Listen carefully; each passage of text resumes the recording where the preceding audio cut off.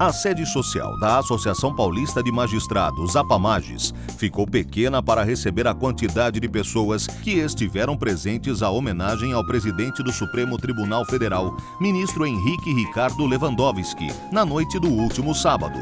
Confira tudo com a nossa repórter Mariana Moraes. Nessa noite de sábado, dia 8 de novembro de 2014, o programa Hora e a Vez da Pequena Empresa vem acompanhar uma homenagem promovida pela APAMAGES, Associação Paulista dos Magistrados, ao presidente do Supremo Tribunal Federal, Henrique Ricardo Lewandowski. Nesse momento, o homenageado já chegou, confraterniza com os convidados e é uma noite de muita emoção, como vocês vão acompanhar. Para a instituição é sempre uma honra, porque quando ela faz uma homenagem, ela está reconhecendo no homenageado uma contribuição que ele, de alguma maneira, deu para a instituição. No caso de hoje, do ministro Henrique Lewandowski, desde que ele ingressou na magistratura, na década de 90, ele sempre esteve próximo da APAMAGES. Ele sempre participou dos encontros, das discussões associativas, daquilo que procurava melhorar as questões que dizem respeito ao judiciário. O ministro Lewandowski sempre participou dessas discussões, sempre trouxe o seu conhecimento para ajudar a associação, de uma maneira geral, a encontrar caminhos e soluções para a magistratura e para o judiciário. Então, na data de hoje, nós estamos reconhecendo isso, é isso que vamos dizer a ele, que os juízes se congregam. E hoje nós temos a honra de contar aqui na nossa associação com juízes de todas as regiões do Estado. Os coordenadores da APAMAGES, todos vieram prestigiar e participar dessa homenagem, que é um reconhecimento a ele, por tudo que ele fez e pelas esperanças que nós temos do que ele pode realizar no Supremo Tribunal Federal.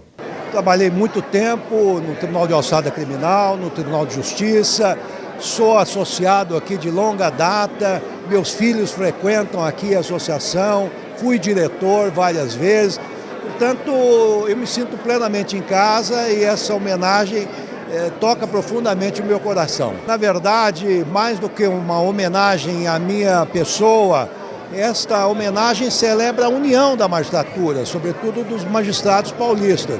É o momento em que nós precisamos realmente dessa união, é o momento em que precisamos estar juntos, um momento de crise econômica mundial, é uma crise que começa a afetar o Brasil e que tem reflexos na jurisdição. Então estaremos juntos e vamos superar todos os obstáculos. O presidente da APAMAGES nos disse hoje em entrevista a preocupação de estabelecer um maior diálogo entre a sociedade civil e a magistratura. Como o ministro analisa essa questão? Bom, existem várias formas. Por exemplo, nós no Supremo estamos dando ênfase maior aos chamados amigos da corte, que participam desinteressadamente dos processos que são julgados lá. Vamos incentivar as audiências públicas para vencer a grande sobrecarga de processos. Estamos dando também mais ênfase num programa que já vinha sendo desenvolvido, que é o programa da conciliação, da mediação e da arbitragem. São formas de alternativas de pacificação da sociedade. Presidente Nalini, qual é a expectativa para esse evento de hoje? Nós estamos muito esperançosos na gestão do ministro Henrique Ricardo Lewandowski. Ele é uma das pessoas mais preparadas para comandar o Supremo Tribunal Federal, portanto a cúpula do Poder Judiciário brasileiro, e também o Conselho Nacional de Justiça, que está completando 10 anos e tem necessidade de uma consolidação da sua verdadeira vocação. Os tribunais de justiça do Estado de São Paulo, os tribunais de justiça de todo o Brasil, inclusive o de São Paulo, de onde o ministro saiu, estão muito esperançosos e confiantes numa gestão exitosa, que seja uma mudança de rumo, não só para o Poder Judiciário, mas para o sistema de justiça e para a democracia brasileira. Olha, a APAMAGES tem essa tradição, né, de promover o reconhecimento, a aproximação da comunidade jurídica, e eu acho que fez muito bem em homenagear o professor Lewandowski. Acho que todos os magistrados que estão aqui comungam o mesmo sentimento de apreço e consideração pelo seu trabalho. Secretária, qual é a importância da homenagem que o Lewandowski receberá daqui a pouco? É muito grande a importância dessa homenagem, quanto mais prestada pela Associação de Classe Magistrados de São Paulo, que é uma instituição à qual ele pertenceu de uma forma muito honrosa, com muito brilho. O ministro Lewandowski sempre foi um paradigma para os juízes de São Paulo. Uma pessoa corretíssima, serena, tranquila na condução das suas decisões, sempre teve uma liderança dentro do Tribunal de Justiça de São Paulo. Então, nada mais justo que esta homenagem seja prestada pela APAMAGES. Esta não é apenas uma homenagem ao doutor Lewandowski, é uma homenagem a todo o judiciário do país, porque nós estamos homenageando um dos melhores juízes que o país já teve, um homem que jamais perdeu a simplicidade do orvalho e a humildade de um frei. Portanto, eu quero deixar claro aqui que o doutor Lewandowski, além de ser um exemplo de vida, é uma luz que brilha e vai continuar a brilhar nos céus da justiça desse estado e desse país. Que o Deus proteja homens de caráter, como meu amigo, meu leal amigo doutor Lewandowski. Uma das presenças ilustres no evento de hoje é o Sérgio Reis. Sérgio, qual é a importância de presenciar uma honraria? É muito importante, principalmente para o Serjão aqui, que sou novo na política, embora seja sempre querendo aprender sempre, acompanho a política nacional, mas agora eu sou um deputado federal. Então já encontrei um monte de amigos aí, os magistrados. É bom manter esse contato, sabe? E agora eu vou começar a minha nova carreira lá e quero fazer uma carreira digna. Olha, é uma honra para uma associação ter um dos seus membros presidente do Supremo Tribunal Federal. Creio eu que no período mais recente, 2 juízes de São Paulo se tornaram presidentes do Supremo. O ministro César Peluso e agora o ministro Lewandowski. Isso demonstra que é uma associação formada de grandes magistrados com grande projeção nacional. André, qual é a importância desse evento para o magistrado como um todo? Olha, na verdade é uma grande honra estar aqui hoje, porque esse evento é um evento que prestigia o ministro Lewandowski, mas sobretudo prestigia a importância da magistratura para a sociedade, que é o foco que o ministro Lewandowski teve desde o início já da sua presidência e a preocupação de toda a magistratura. A importância para o Estado de São Paulo é muito grande, porque o ministro é formado em São Bernardo do Campo, foi advogado em São Paulo, foi desembargador em São Paulo. Então o IPAM, Instituto Paulista de Magistrados, junto com a APAMAGES, entendeu que São Paulo é homenageada na pessoa do ministro. O ministro somente eleva o nome do nosso Estado. Essa é a importância que nós temos. E nós não podemos deixar de homenageá-lo. E o desembargador foi escolhido para entregar a honraria pessoalmente ao ministro. Qual é a sensação que seu porta-voz dessa homenagem?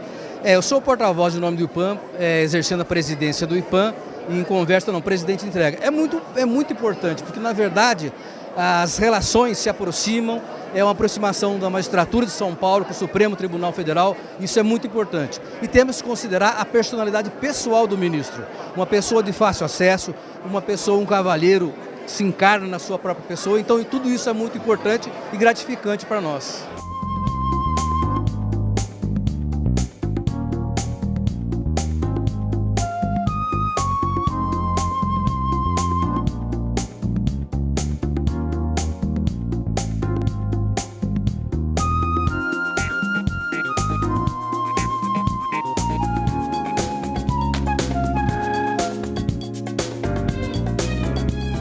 Em mais um tema de interesse nacional, o Brasilianas.org convida especialistas para debaterem no dia 18 de novembro em São Paulo os rumos do desenvolvimento da indústria no que tange à inovação, pesquisa e desenvolvimento de produtos e serviços.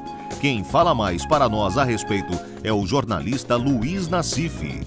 Essa questão da inovação da pequena e microempresa é um capítulo importante na história e na organização do setor. Então, quando nós pegamos desde os anos 90, começa com o SEBRAE sendo modificado para poder atuar, levando gestão para a pequena e microempresa. A própria criação do SIMP foi um capítulo relevante. Nós tivemos a era das APLs, dos arranjos produtivos locais. Nós tivemos toda a luta que foi conduzida aí para a aprovação do Estatuto da Pequena e Microempresa. E a palavra de ordem agora é a questão da inovação. O que nós temos hoje é um macrosistema pronto para apoiar as pequenas e microempresas, falta levar a informação para que elas se organizem, né?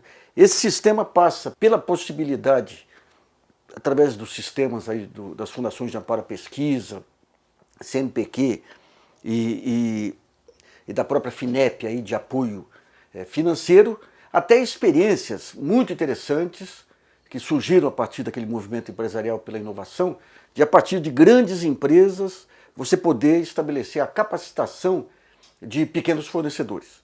Esse é um modelo que já tinha sido tentado na CEMIG nos anos 90, principalmente nos anos 90. Né? Então todo esse ferramental, a Petrobras mesmo tem programas muito importantes aí com metas de colocar a pequena e microempresa como fornecedoras dos seus fornecedores. Então todo esse universo de informações vai estar nesse seminário, além do caso das empresas de alta inovação, aí as startups, que hoje já tem um mercado pequeno, mas promissor aqui em São Paulo. Então vocês estão convidados aí a participar desse seminário, e essa parceria com o SINP aí vai ajudar o seminário, o SINP e o setor a ter a verdadeira dimensão que merece mesmo, né? Nenhum país do mundo se desenvolve exclusivamente em cima de grandes empresas, como foi o modelo brasileiro aí no tempo do Fernando Henrique e do próprio Lula.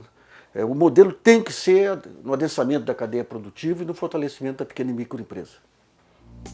As inscrições podem ser feitas através do 0800 16 9966, ramal 24, ou escrevendo para eventos@advivo.br. Participe!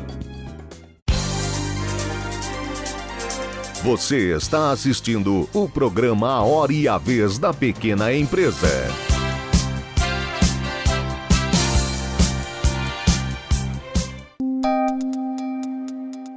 Entrevista da semana.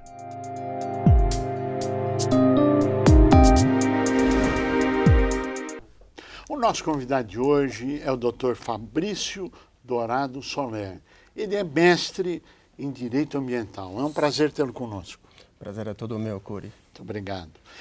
Fabrício, você tem publicado livros, você tem participado de projetos, mudança de lei, judicialização de processo, uma gama gigantesca quando se fala da área ambiental. E cada vez mais o mundo inteiro fala da necessidade de se ter a preservação ambiental. Então, hoje nós queremos polemizar um pouquinho consigo. O que vem a ser a judicialização que tanto está ocorrendo nos tribunais, com o Ministério Público, com a Polícia Ambiental, com a antiga Polícia Florestal, hoje ambiental, com licenciamento, enfim. O que está acontecendo e qual a tendência de tudo isso? Bom, primeiro, mais uma vez, obrigado pelo convite. É uma grande satisfação estar aqui hoje debatendo contigo a questão ambiental, a legislação ambiental, e começando por um tema emblemático que é a judicialização. O porquê da judicialização. Isso enfrenta empresas de pequeno, médio, grande porte. Todo o setor privado enfrenta esse desafio. Particularmente, eu entendo que esse problema da judicialização, do aumento de ações judiciais, inquéritos civis, ações judiciais cíveis, de ação civil pública, ações criminais ambientais, decorre da pulverização de normas ambientais, Curi. Eu acho que nós temos hoje no Brasil um apetite legiferante dos órgãos públicos. Todo mundo quer editar uma norma de controle ambiental, visando a proteção do meio ambiente, órgãos no âmbito federal, estadual e municipal. Quando eu falo executivo, legislativo, nessas três esferas de governo, publicando normas que às vezes não conversam entre si, ou na maioria das vezes desrespeitam a norma geral, que é editado pelo governo federal. Então o que acontece? Eu tenho uma norma conflitante, municipal, estadual, em contraposição com a federal, e isso por si só já gera essa judicialização. Aí nós temos o Ministério Público como um fiscal da lei, uma vez que aquela lei é publicada, em que pesa às vezes o órgão ambiental não fiscalizar, não ter o que a gente chama de enforcement na fiscalização, aplicação, o Ministério Público, no papel constitucional que lhe confere de fiscal da lei, começa a exigir o cumprimento. E às vezes aquela norma, aquela lei está em desacordo com a norma federal. E isso vai propagando essa judicialização desenfreada, um aumento enorme aí de ações ambientais, o setor privado vivencia uma permanente insegurança jurídica, quer dizer, ele cumpre ABC, de repente publica CDE, outras normas em total desencontro, desconformidade, e a gente sempre vive nessa seara, não sabemos se cumprimos federal, estadual, municipal, se cumprimos estamos de acordo, temos um compliance, segurança não temos.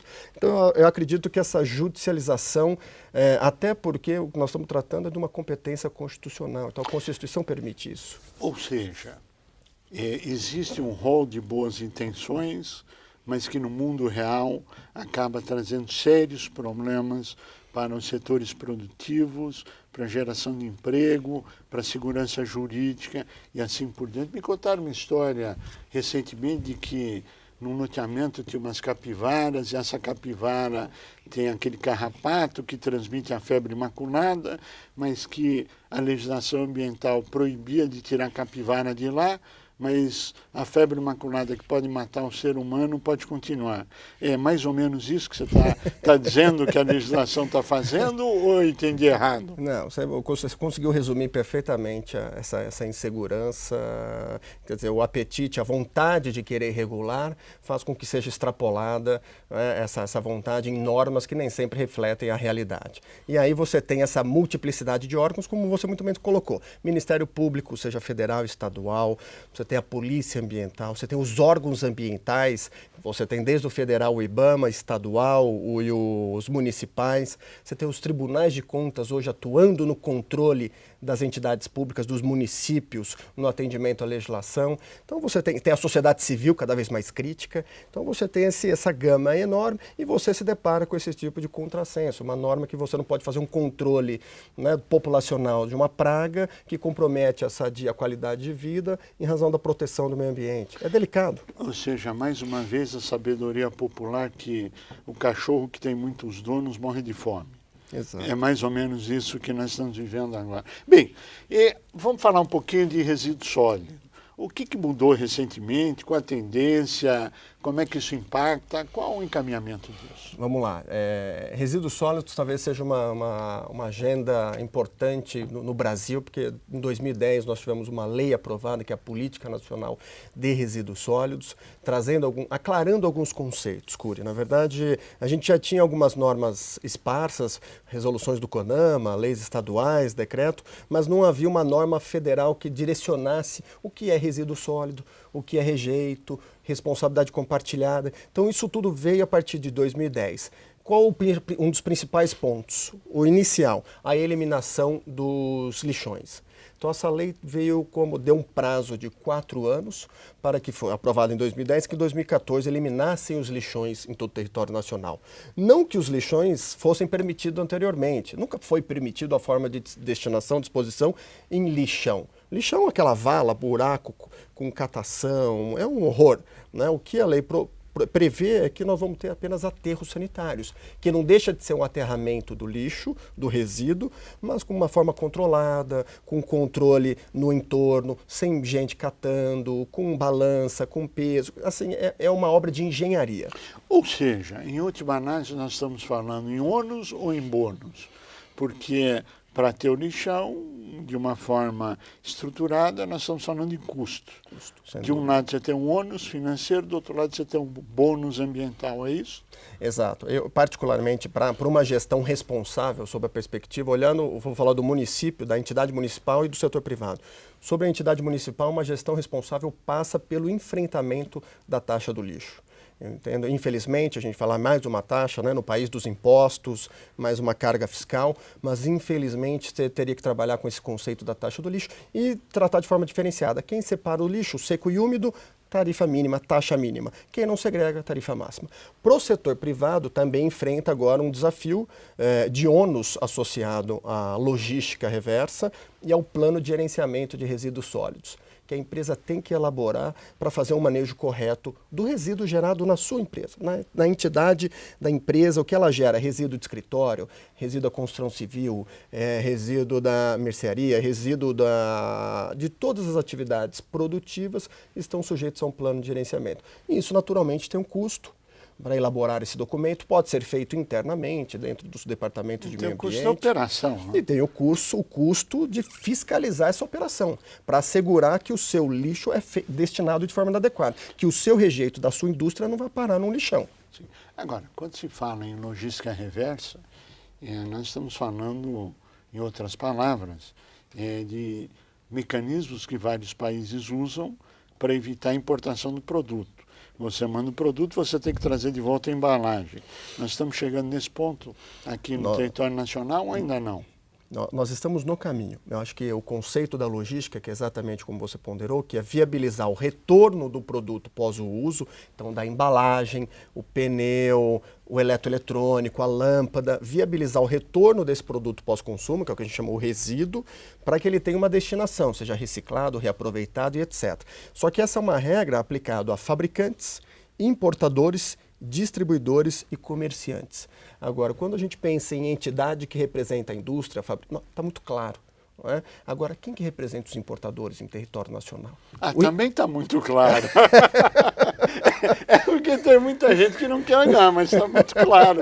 Na nossa visão está claríssimo. Então, e nós temos esse desafio Exatamente. de ter isonomia. Porque Exatamente. senão daqui a pouco a gente vai onerar demais a nossa indústria nacional, a que gera emprego, recolhe imposto, fomenta a economia nacional, e nós temos os importadores se valendo desses gaps, né, desses vácuos no controle da importação e que está disputando no mercado de forma não equitativa. E aí sim, entrando na sua pergunta, a questão do desequilíbrio na concorrência internacional, no mercado internacional. Por isso que também a gente fala, esses produtos que estão entrando no mercado nacional vão ter que cumprir a mesma regra que o fabricante local. Só que como o governo vai trabalhar, vai enfrentar esse desafio? Não é um desafio simples. Agora, a pergunta é, vai valer a lei brasileira ou a lei do país de origem? O nosso, a lei brasileira. E o exportador de lá, que é o importador daqui, vai cumprir a lei brasileira ou vai cumprir a lei europeia, ou vai ter o conflito da judicialização para dizer 5 anos, 10 anos, para que lei que vai estar em vigor? Que é mais uma judicialização? Não, esperamos que nesse ponto não. Esperamos que nesse fato, quando esse produto vai ser colocado no mercado interno, consumido em território nacional, ele vai observar a legislação brasileira. Se é um produto fabricado aqui, que será exportado, aí o nacional, a nossa empresa brasileira, vai observar a legislação do país de origem. Então, quem trouxer produtos aqui que são objeto de logística reversa, conforme a política nacional, terá que atender a nossa política nacional de resíduos e ter uma logística estruturada para cá. Bom, micro e pequena empresa, nesse contexto geral, como é que ele se situa? É uma crise? É uma oportunidade? Como é que você encara esse cenário? Eu acho que a gente tem, talvez não crise, mas custo. Eu acho que a gente tem que enfrentar de forma madura o assunto. Não dá porque, quando se fala da logística reversa ou da política nacional, muito se fala em oportunidades. Que tem oportunidade para pequenas e médias empresas em prestação de serviço, de gerenciamento de resíduos, consultoria na elaboração de plano de gerenciamento. Tem um vasto mercado para novas empresas atuarem. De toda forma, para aquela indústria que gera um resíduo que é objeto de logística, essa vai ter um custo de lidar com esse pós-consumo. Que até então, a partir do momento que ela vendia o produto, a responsabilidade era do consumidor. Eu comprei o produto, eu sou responsável pela gestão daquilo. Agora eu vou ter uma extensão um pouco dessa responsabilidade que passa além da indústria, para o distribuidor, para o comerciante, até o usuário, até o consumidor. Então, e o que falta mudar na sua avaliação? O que falta mudar, né? Eu acho que na verdade, o que vai mudar, o que na verdade já mudou, o que a gente não gostaria que mudasse nesse momento, é o prazo da lei. Foi dado um prazo, por exemplo, para que os municípios se adequassem à lei, que era de 4 anos. A Câmara acabou de aprovar nesse instante mais 4 anos para adequação à lei. Então, nós entendemos que isso é um retrocesso. E para as empresas? Para as empresas privadas, o prazo continua o mesmo. Ou seja, hoje a indústria... Duas medidas. Exatamente. E como é que a empresa privada vai cumprir se não tem um mecanismo na outra ponta? Se o Estado não cumpre, se o poder público não dá o exemplo. Né, se você não tem quem seguir. É o desafio, e essa, na verdade, é uma dificuldade que nós temos, que de fato, para o setor privado, elaborar plano de gerenciamento de resíduos sólidos e implementar a logística reversa agora com os acordos setoriais, vai ser determinado e deverá ser implementado, sob pena de ser fiscalizado, autuado, multado ainda com o risco de ser considerado até crime ambiental, Cury. Esse livro que você está com ele aqui na mesa trata do tema resíduo sólido? Isso aqui é uma gentileza que eu queria deixar contigo, em agradecimento à oportunidade. Aqui, resíduo sólido, não dá para falar tudo que está escrito aqui nos nossos 13 minutos e meio, mas quem tiver maior interesse, está aqui o livro. Obrigado pela gentileza. Fabrício Dourado Soler, mestre em Direito Ambiental. Queremos agradecer muito a sua participação. O tema é um tema extremamente importante para toda a sociedade, não só para a classe empresarial. Te desejamos pleno êxito para o bem do meio ambiente, para as gerações presentes e futuras.